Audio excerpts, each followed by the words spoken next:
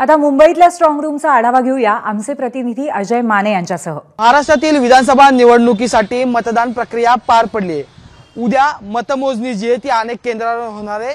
मी सध्या दादर येथील कबूतरखान्याजवळ असलेल्या एकंदरीत स्ट्रॉंग रूम जिथे मतमोजणी होणार आहे ती शाळा म्हणजे डॉक्टर अँटोनियो दा सिल्वा या शाळेच्या बाहेरून हा सगळा आढावा जो आहे तो घेत आहे। खरं तर या ठिकाणी स्ट्रॉंग रूम बनवण्यात आलेला आणि त्यासाठी मोठा पोलिसांचा फौजपाटा सुद्धा या ठिकाणी तैनात आहे। कोणतीही एकंदरीत चुकीची बाब घडू नये त्या अनुषंगाने इथे पोलीस प्रशासन असो सोबतच निवडणूक अधिकारी जे आहेत ते या ठिकाणी उपस्थित असलेले पाहायला मिळतात। यात सगळ्यात महत्त्वाचं म्हणजे की उद्या सकाळपासूनच मतमोजणीला जी आहे ती सुरुवात होईल आणि त्याच पार्श्वभूमीवर आता प्रत्येक कायदा सुव्यवस्था आणि सुरक्षेच्या रक्षकांच्या अनुषंगाने या ठिकाणी पोलिसांचा फौजपाटा उपस्थित आहे। सोबत निवडणूक अधिकारी असतील किंवा मग जे पालिका अधिकाऱ्यांना निवडणुकीच्या काम लागलेलं आहे ड्युटी लागलेले ते सुद्धा या ठिकाणी जे आहे ते उपस्थित असलेले आपल्याला पाहायला मिळते।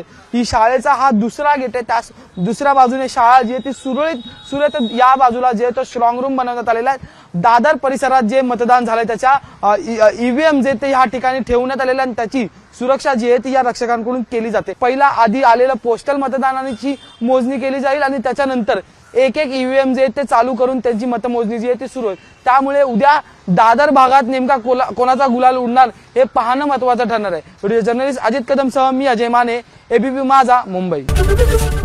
एबीपी माझा, उघडा डोळे बघा नीट।